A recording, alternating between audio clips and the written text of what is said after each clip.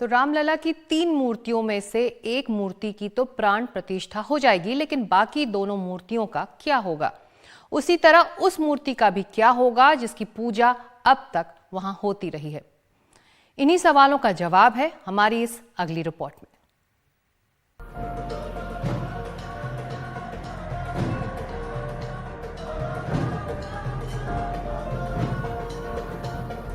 जिस दिन रामलला की प्रतिमा के चयन के लिए राम मंदिर तीर्थ क्षेत्र के सदस्यों की बैठक हुई, उसी दिन अयोध्या में मुख्यमंत्री योगी आदित्यनाथ भी पहुंचे।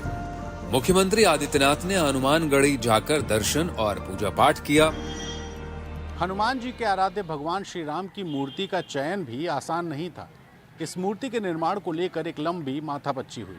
आखिर ये मामला एक ऐसी मूर्ति के निर्माण और चयन का था जिस मूर्ति पर अब दुनिया की श्रद्धा भरी निगाह रहेगी।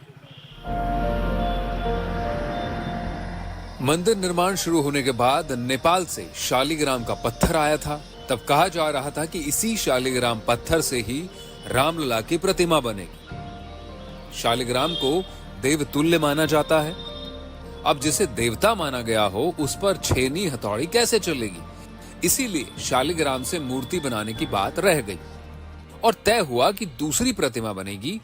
अब वो प्रतिमा तैयार है। अब 3-3 प्रतिमाएं तैयार कर ली गई हैं। इनके साथ ही 2 अहम सवाल भी उठते हैं।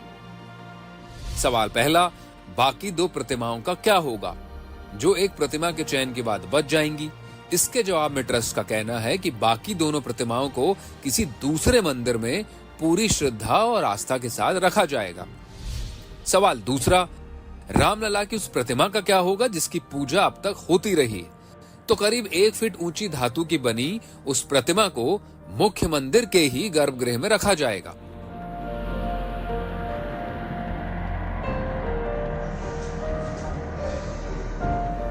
रामलला कैसे दिखेंगे, ये 22 जनवरी के बाद सबको पता चलेगा, जब प्रतिमा में प्राण प्रतिष्ठा करने प्रधानमंत्री नरेंद्र मोदी पहुंचेंगे।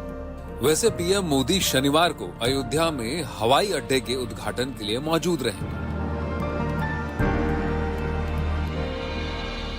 अयोध्या से एनडीटीवी इंडिया के लिए रणवीर की रिपोर्ट।